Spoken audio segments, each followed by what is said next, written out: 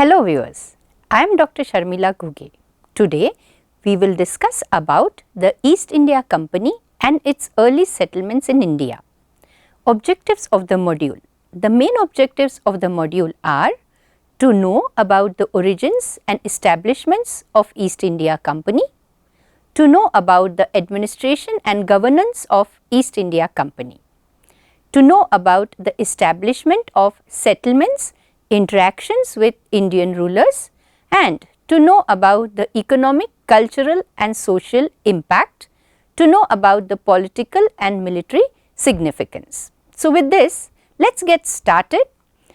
To start with the introduction, the East India Company was a British trading company incorporated by the Royal Charter on 31st December 1600. It started as a monopolistic trading body so that England could practice in the East Indian spice trade, but it instantaneously augmented into a powerful organization. The company established trading posts in India and its influence soon grew to the point where it was controlling various provinces in the country. This module will teach you about the early settlements of East India Company in India, and you will learn how the company transitioned from a trading company to a dominant imperial power which brought about social, economic and political changes in India. And with this, let us get the understanding of the origins of the East India Company. Well friends, the East India Company was established by a charter of Queen Elizabeth I on December 31st, 1600 with the primary objective of conducting trade with the East Indies or the Indian subcontinent, Southeast Asia and Indonesia. The initial investment came from various merchants and investors who hoped to tap into the spice trade, particularly with India. As we all know, India was known as the golden bird with so much of wealth. No doubt that the British were attracted towards it. The company, by the charter, was granted exclusive rights trading with the East Indies and the power to establish factories, maintain army, enter into treaties and enjoy jurisdiction over acquired territories. The charter also established the East India Company as a unique entity distinct from other trading companies of that time. It granted the company a legal monopoly over English trade in the East Indies and marked the start of its significant role in shaping the history of British colonialism in India. To move ahead, we will take a glance at the trading efforts which were put in by the East India Company. Well, the company's early efforts in India involved the establishment of trading posts along the Indian coastline. These posts were vital for the exchange of goods, including textiles, spices, indigo, saltpeter and precious metals. The locations of the trading posts were strategically chosen to facilitate maritime trade. Some of the earliest settlements included Musulipatnam, present day Andhra Pradesh, second was Surat, present day state of Gujarat, and the third was Hooghly, present day West Bengal. The company's power to adopt the local customs and negotiate with indigenous powers in these trading posts made them successful traders in the subcontinent, which played a pivotal role in its future settlements in India. Nonetheless, at that time, Portuguese and Dutch were in great rivalry. In the early 17th century, the East India Company faced competition from other European powers that were already trading in the Indian subcontinent. The Portuguese and the Dutch were older traders in this subcontinent. The East India Company had to set up ties and relationships with the already strong, powerful Dutch and Portuguese traders in India, and also had to establish a military to secure its stronghold on the trade in India. The trade also gave rise to rivalry, consequently conflicts for control of trade routes and resources led to the development of complex ties and agreements that led to the change in the course of history of the company. Moving ahead, let's take a glance at the early settlements which we had in Madras, Calcutta and Bombay. The first one for our discussion, Madras, presently known as Chennai. Madras, now turned to Chennai, was one of the most earliest significant settlement of the East India Company in India. Its establishment and growth was significant of the company's interest in expansion of trade to different regions in the Indian subcontinent.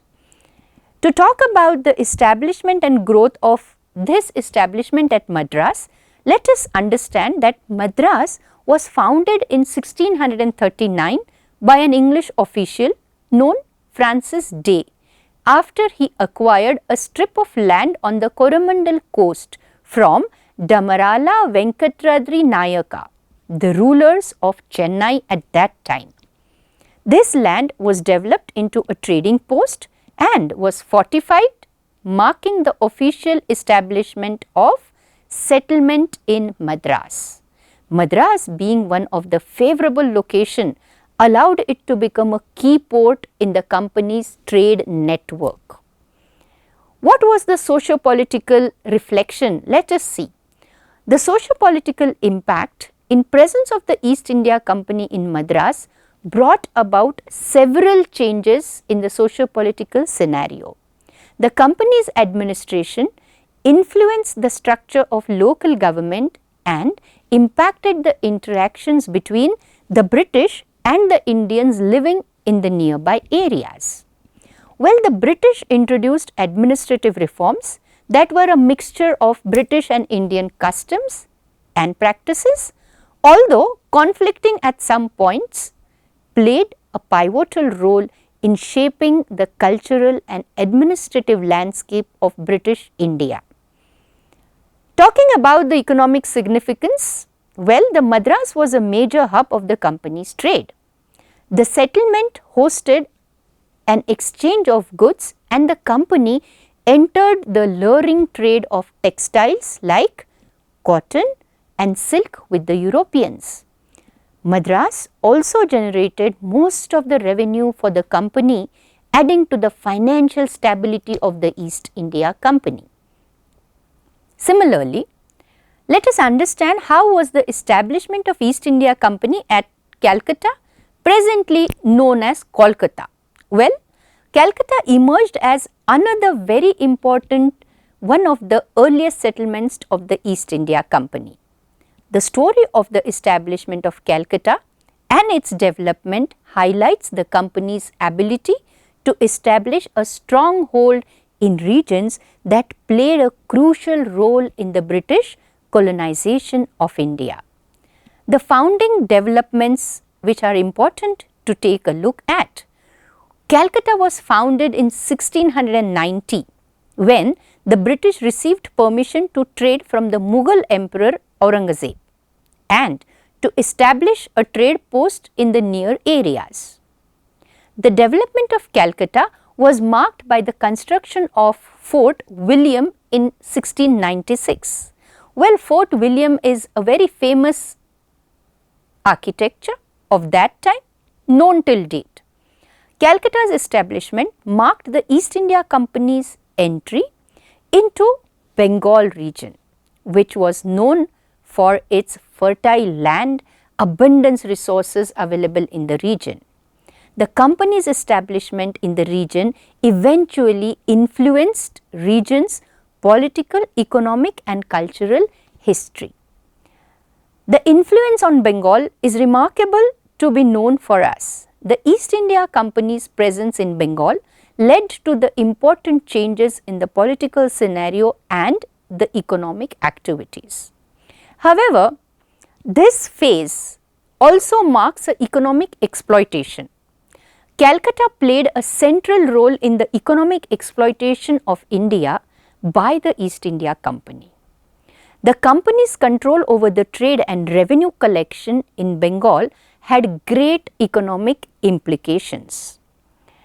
To name a few, as after reactions of this economic exploitation, the permanent settlement of 1793 was introduced by Lord Cornwallis, and the same was a pivotal policy decision that fixed the land revenue amounts and allowed collection of revenue in cash rather than kind. This policy affected the land ownership pattern and the agriculture practices along with the financial relationships between the company and the zamindars of the region. It is not an unknown fact to us that Bengal over the years and centuries has been known for its zamindari and agriculture, and that was which was targeted by the East India Company. Moving ahead friends, let us take a glance at Mumbai, then known as Bombay. So, Bombay was another early settlement of the East India Company in the subcontinent. The establishment was a glaring proof of the company's ability to locate and establish diplomatic ties, to implement important strategy decisions and acquire locations of economic importance. How did the East India Company acquire and grow in Bombay is also interesting to know. Well, Bombay was acquired by the company through treaties and was ceded by the Portuguese to the English as a part of the King of England's dowry in 1661. No one will ever imagine that a place like Bombay, presently Mumbai, was a part of a dowry, but that is a fact. The development of the Bombay settlement was marked with the construction of a fort and the establishment of a trading post. The strategic location of Bombay on the western coast of India made it a key port for trade with the Middle East, Europe and other parts of India. This establishment also had a major impact on the socio-cultural changes which came in at that time. The presence of the East India Company in Bombay resulted in significant socio-cultural changes. It influenced the lives of both the British and the local population, leading to diversification of the city's population, transforming the city into a cosmopolitan retreat. And as we see even in the present times friends, Mumbai is known for its cosmopolitan culture. It is needless to say that the seeds were sowed by the East India Company in that era. Over the time, Bombay became a mixture of the most diverse cultures, languages, traditions, reflecting the complex history of colonialism in India. How did the role of trade make a difference in the country? Let us have a glance at that. Well, the role in Indian trade, Bombay acted as a major contributor in the Indian trade, serving as a significant center for commerce. Even till date, Bombay is known as the economic capital, and the same maybe has been carried ahead from the East India Company till date. The city's location on the western coast facilitated the trade with the Middle East, Europe and other parts of India. Bombay emerged as a center for maritime trade and along with other fort towns played a major role in connecting India to the global network of the 17th and the 18th century. At that time, we did not have anything as globalization and internet connectivity. So, having the connectivity through the sea route and the trade was a significant mark. Let us understand the expansion and consolidation. Conquest of Arcot is an important step here to be discussed. Well, the conquest of Arcot marked a significant event in the East India Company's expansion in India. Mr. Robert Clive successfully defended Arcot against the French in 1751 and led to an increase in the company's reputation and also paved way for the British to a certain influence in the Carnatic region. Well, the company's win of Arcot, the capital of Nawab of Carnatic, Chand Sahib, demonstrated its military strength and its territorial ambitions. Looking at the diplomacy and the alliances also which played a major role, the East India Company as a policy always recognized the importance of diplomacy, entering into allies and engaging with Indian rulers and regional powers to further its plan. Key alliances such as the one with the Marathas played a pivotal role in expanding the company's influence.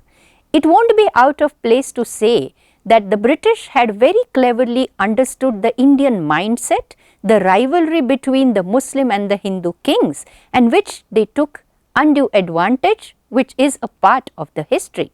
Well, the alliance with the Marathas and powerful indigenous empire was instrumental in securing British interests in India. One of the major incidences which we all study, the Battle of Plassey. Let's have a glance at the Battle of Plassey and the War of Mysore. The Battle of Plassey in 1757, won by Robert Clive, was a key event in the company's consolidation of power in Bengal. The conflict with the French and other local allies led by Siraj-ud-Dawla resulted in British victory and the acquisition of significant territories.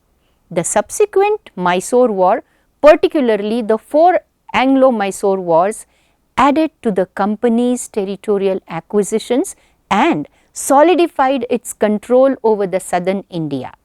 Well, the company's repeated engagements with Mysore, particularly under the leadership of Tipu Sultan, heavily influenced the southern Indian politics. And this further led to various socio-political impact of the early settlements. Policies and administrations. The East India Company introduced various administrative policies in its early settlements, marking the beginning of British colonial governance in India.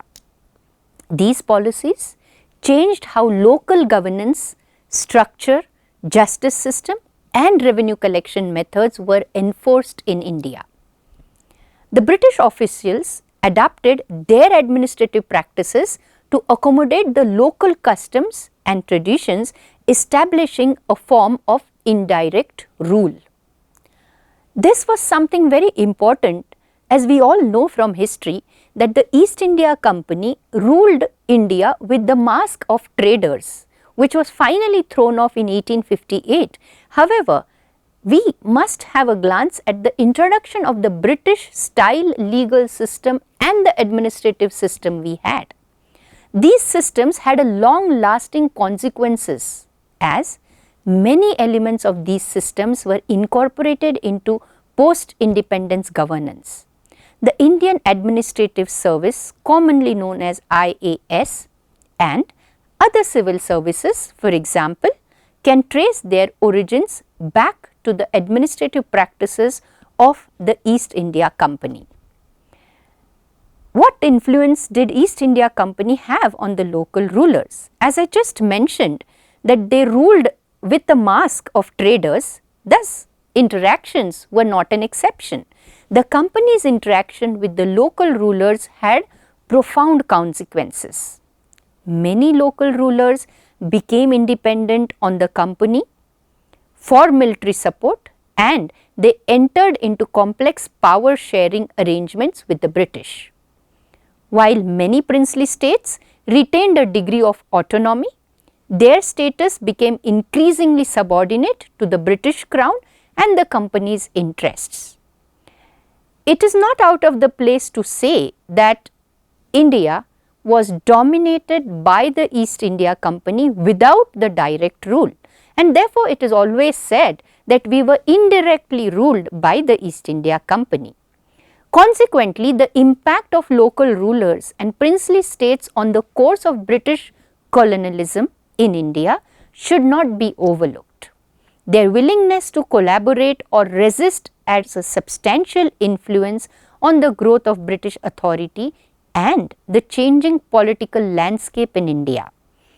The whole scenario also had a deep impact on the social and cultural transformations at that time. The presence of East India Company led to significant social and cultural developments in India. The interactions between the British and the indigenous folk of India influenced the exchange of ideas and education, thus facilitating the transformation of societal norms and practices. British officials, missionaries and scholars who came to India contributed to the exchange of ideas and knowledge, allowing the company to spread Western education, science and technology.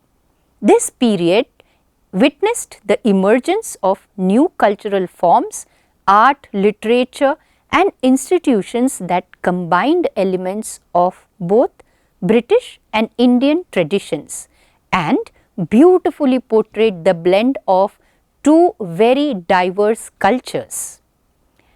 Moving ahead, let's also now take a glance at the economic impact of the East India Company in India, which specifically emphasizes on two things, the trade and the commerce.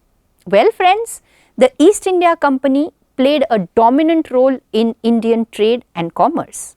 It facilitated the exchange of a wide range of goods between India and Europe, such as textiles, spices, indigo and saltpeter.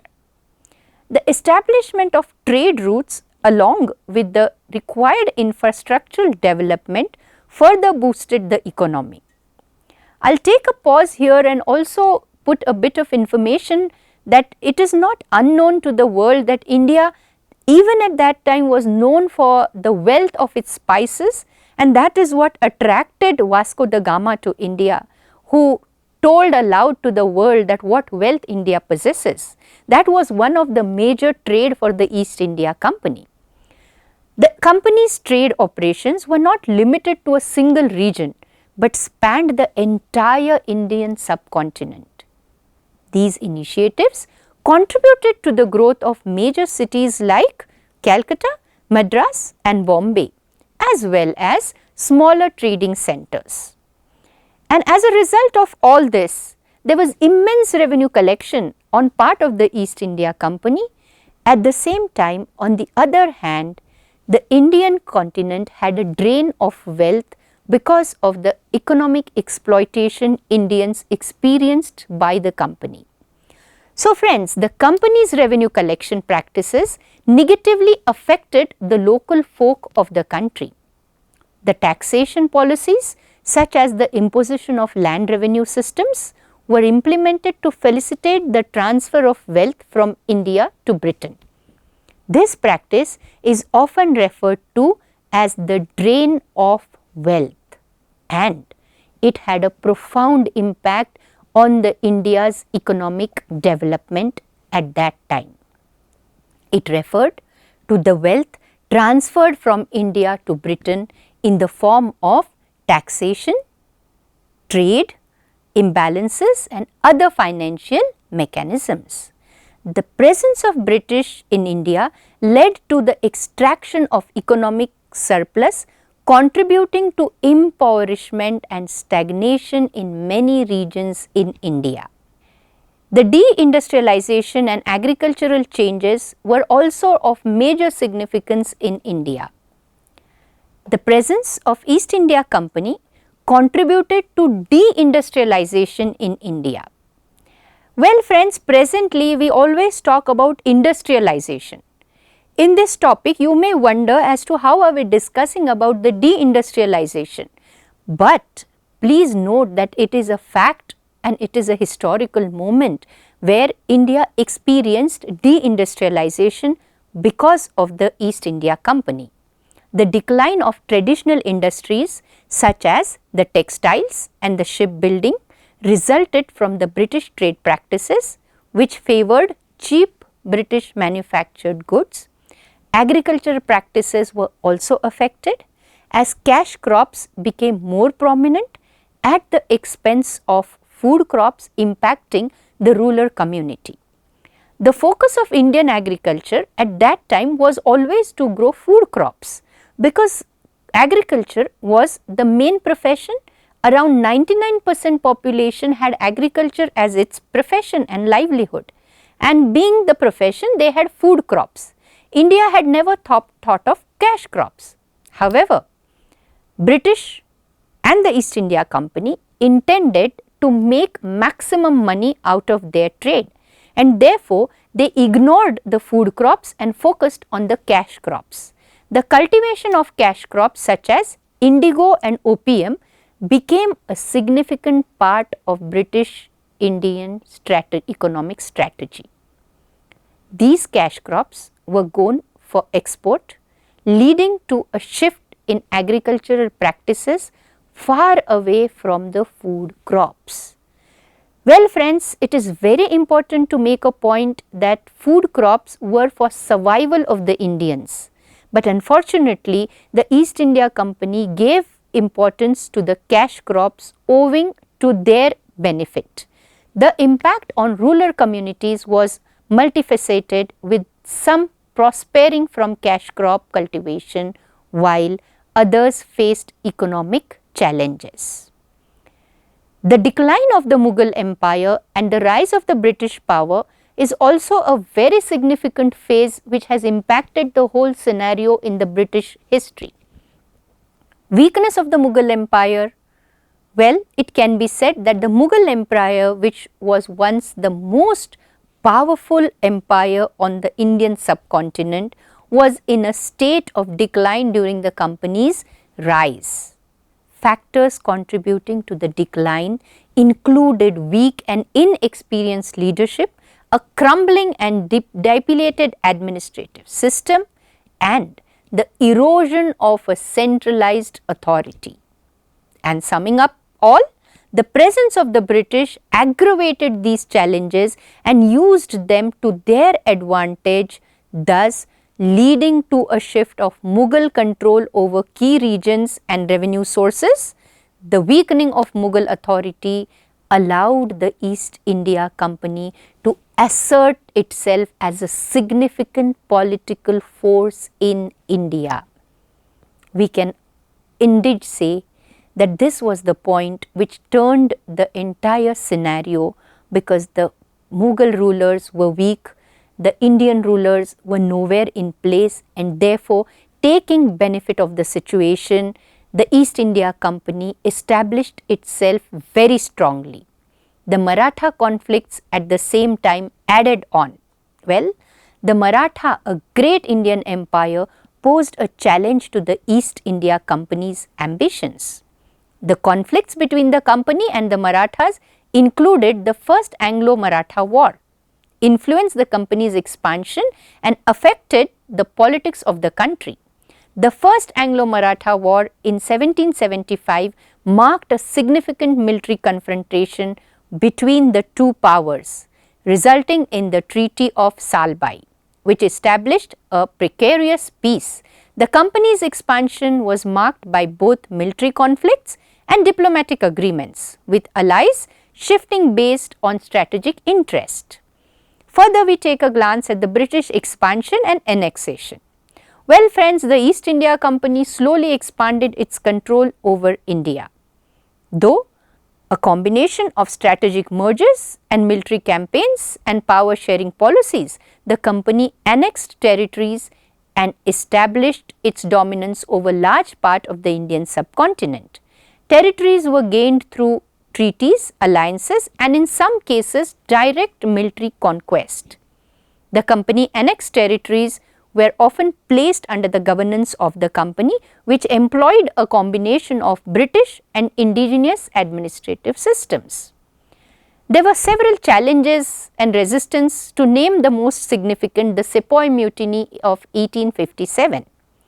In 1857, this mutiny, also known as the Indian Rebellion or the First War of Independence, was a major challenge to the British rule.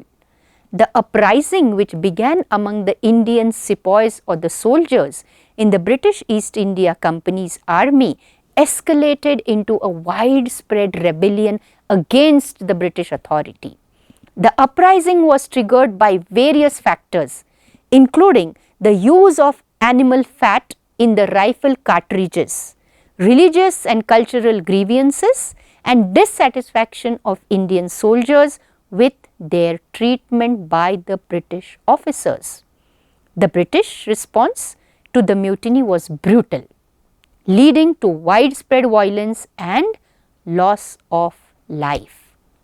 This led to the end of East India Company's rule and the beginning of the direct British control over India. There was a lot of resistance of movements. Let us have a glance at that. Throughout the rule of East India Company, it was forced to overcome various forms of resistance from the Indian communities.